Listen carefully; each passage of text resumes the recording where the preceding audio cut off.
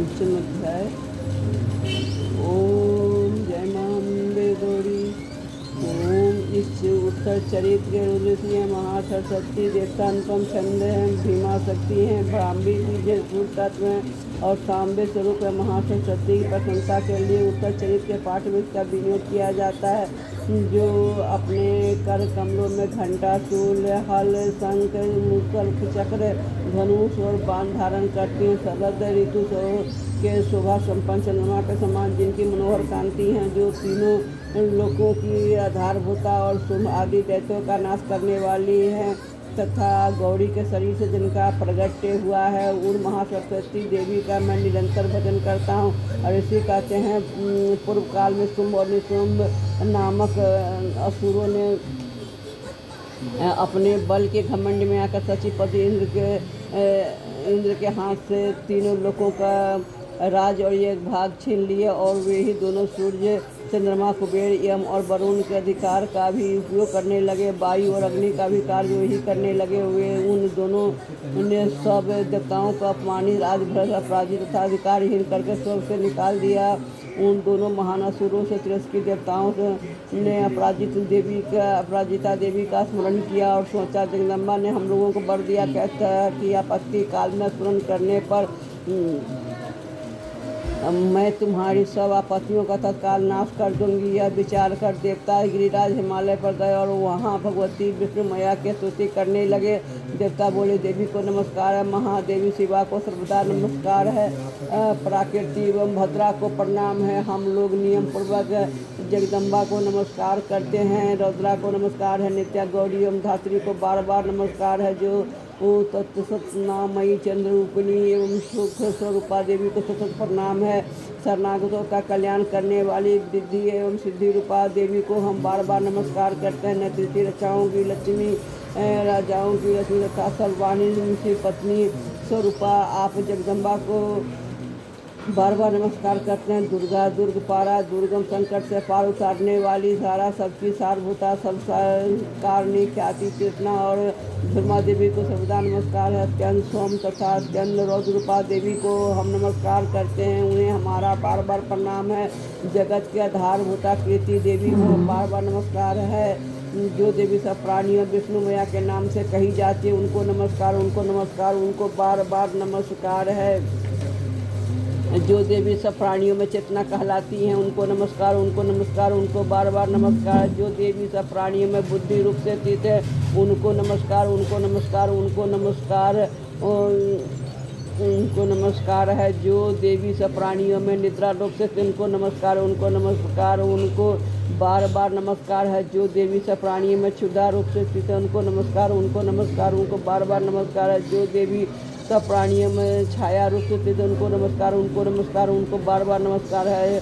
जो देवी सब प्राणियों में शक्ति रूप से स्थित, उनको नमस्कार, उनको नमस्कार, उनको बार बार नमस्कार है। जो देवी सब प्राणियों में तृष्णा रूप से स्थित, उनको नमस्कार, उनको नमस्कार, उनको बार बार नमस्कार है।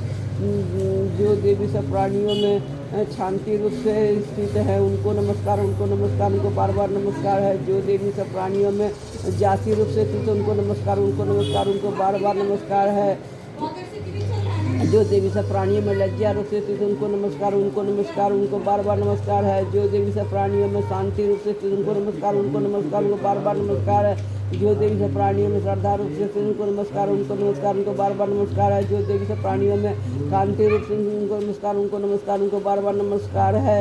जो देवी सब प्राणियों में लक्ष्मी रूप से स्थित हैं, उनको नमस्कार, उनको नमस्कार, उनको बार बार नमस्कार है। जो देवी सब प्राणियों में बुद्धि रूप से, वृत्ति रूप से स्थित, उनको नमस्कार, उनको नमस्कार, उनको बार बार नमस्कार है। जो देवी सब प्राणियों में स्मृति रूप से स्थित, उनको नमस्कार, उनको नमस्कार, उनको बार बार नमस्कार है। जो देवी सब प्राणियों में दया रूप से स्थित, उनको नमस्कार, उनको नमस्कार, उनको बार बार नमस्कार। जो देवी सब प्राणियों में तुष्टि रूप से स्थित है, उनको नमस्कार, उनको नमस्कार, उनको बार बार नमस्कार है। जो देवी सब प्राणियों में माता रूप से, उनको नमस्कार, उनको नमस्कार, उनको बार बार नमस्कार है। जो देवी सब प्राणियों में भांति रूप से, उनको नमस्कार, उनको नमस्कार, उनको बार बार नमस्कार। जो देवी सब जीवों के इंद्रवर के अधिष्ठात्री देवी एवं सब प्राणियों में सदा व्याप्त रहने वाली हैं, उन व्याप्ति देवी को बार बार नमस्कार। जो देवी चैतन्य रूप से संपूर्ण जगत को व्याप्त करके स्थित है, उनको नमस्कार, उनको नमस्कार, उनको बार बार नमस्कार है। पूर्व काल में अपना अभीष्ट की प्राप्ति होने से देवताओं ने जिनकी स्तुति तथा देवराज इंद्र ने बहुत दिनों तक जिनका सेवन किया वह कल्याण की साधनभूता ईश्वरी हमारा कल्याण और मंगल कर तथा सारी आपत्तियों का नाश कर डाले।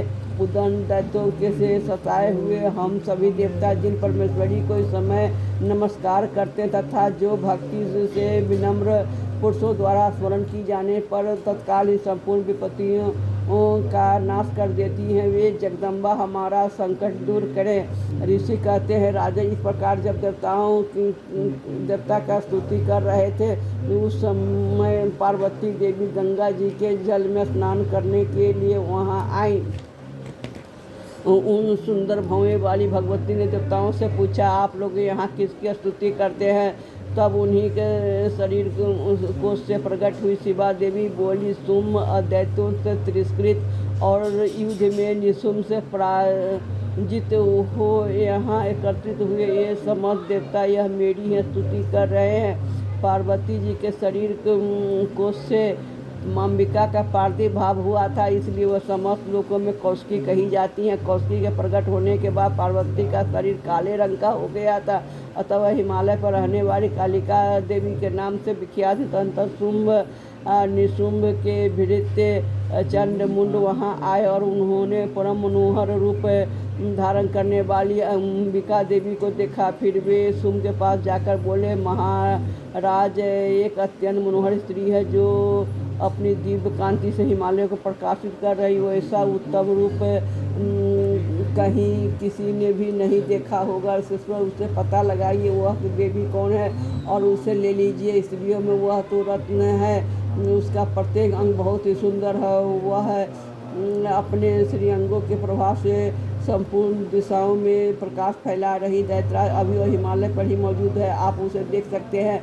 प्रभु तीनों लोकों में मणि, हाथी, घोड़े आदि जितने भी रत्न हैं वे सब इस समय आपके घर में शोभा पाते हैं। हाथियों में रत्नभूत रावत तथा यह परिजात का वृक्ष और ऊंचे शोभा घोड़ा सब आपने इंद्र से ले लिया है। हंसों से जुटा हुआ विमान भी आपके आंगन में शोभा पाता है। और यह रत्नभूत अद्भुत विमान जो पहले ब्रह्मा जी के पास था अब आपके यहाँ लाया गया है। यह महापद नामक निधि आप कुबेर से छीन लाए हैं। समुद्र ने भी आपको किंजलकिनी नाम की माला भेंट की है जो केसरों से सुशोभित है और जिसके कमल कभी कुमलाते ही नहीं। सुवर्ण की वर्षा करने वाला वरुण का छत भी आपके घरों में शोभा पाता है तथा यह श्रेष्ठ रथ जो पहले प्रजापति के अधिकार में था अब आपके पास मौजूद है। दत्तेश्वर मृत्यु तंदिका नाम वाली शक्ति आपने छीन ली है तथा वरुण और पास और समुद्र में होने वाले सब प्रकार के रत्न आपके भाई निशुंभ के अधिकार में। अग्नि ने भी स्वतः शुद्ध किए हुए 2 बस आपकी सेवा में अर्पित किए हुए हैं।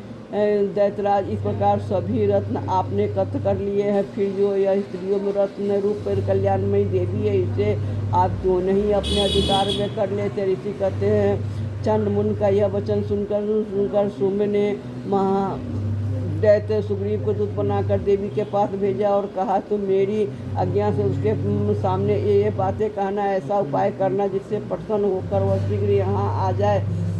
वह दूत पर्वत के अत्यंत रमणीय प्रदेश में जहाँ देवी मौजूद थी वहाँ गया। मधुर वाणी में कोमल वचन बोला। दूत बोला, देवी दैत्यराज शुंभ इस समय तीनों लोकों के स्वामी है। मैं उन्हीं का भेजा हुआ दूत हूँ और तुम्हारे ही पास आया हूँ। उनकी आज्ञा सदा सब देवता एक स्वर से मानते हैं, उनका कोई उल्लंघन नहीं कर सकता। जो संपूर्ण देवताओं को परास्त कर चुके हैं उन्होंने तुम्हारे लिए जो संदेश दिया उसे सुनो। संपूर्ण त्रिलोकी मेरे अधिकार में है, देवता भी मेरी आज्ञा के अधीन चलते हैं। संपूर्ण यज्ञों को भोगों को मैं पृथक पृथक भोगता हूँ। तीनों लोकों में जितने भी श्रेष्ठ रत्न हैं वे सब मेरे अधिकार में। देव राज इंद्र का वाहन रावत जो हाथियों में रत्न के समान है मैंने छीन लिया। चित सागर का मंथन करने से अक्षरत ऊँचे श्रवा ऊंचे श्रवा प्रकट हुआ था, उससे देवताओं ने मेरे पैरों पकड़कर समर्पित किया है। सुंदरी उनके सिवा और भी जितने रत्नभूत पदार्थ हैं देवताओं गंधर्वों नागों के पास से, वो सब मेरे ही पास आ गए हैं। देवी, हम लोग तुम्हें संसार की स्त्रियों में रत्न मानते हैं, अतः तुम हमारे पास आ जाओ, क्योंकि उन रत्नों का उपयोग करने वाले हम ही हैं। चंचल कटाक्षी वाली सुंदरी, तुम मेरे भाई महापराक्रमी निशुंभ की सेवा में आ जा, क्योंकि तुम रत्न स्वरूपा हो। मेरा वर्ण करने तुम्हें तुलना रहित महान ईश्वर की प्राप्ति होगी। अपनी बुद्धि से विचार कर तुम मेरी पत्नी बन जाओ। ऋषि कहते हैं, दूत के यूँ कहने पर कल्याणमयी भगवती दुर्गा देवी, जो इस जगत को धारण करती, मन ही मन गंभीर भाव से मुस्कुराई और इस प्रकार बोली। देवी ने कहा, ओ दूत, तुमने सत्य कहा है, इसमें तनिक भी मिथ्या नहीं है। तुम तीनों लोकों का स्वामी है और निशुंभ भी उसी के समान पराक्रमी है, किंतु इस विषय में मैंने जो प्रतिज्ञा कर ली है उसे मिथ्या कैसे करूं? मैंने अपनी अल्प बुद्धि के कारण पहले से जो प्रतिज्ञा कर रखी है उससे सुनो। जो मुझे संग्राम में जीत लेगा, जो मेरे अभिमान को चूर्ण कर देगा, तथा संसार में जो मेरे समान बलवान होगा वही मेरा स्वामी होगा।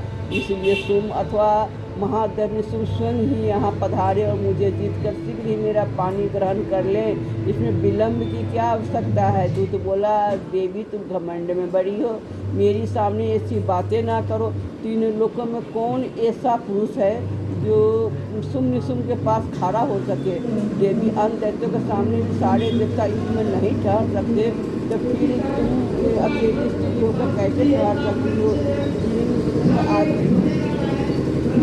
आदि दैत्यों के सामने आदि देवता भी खड़े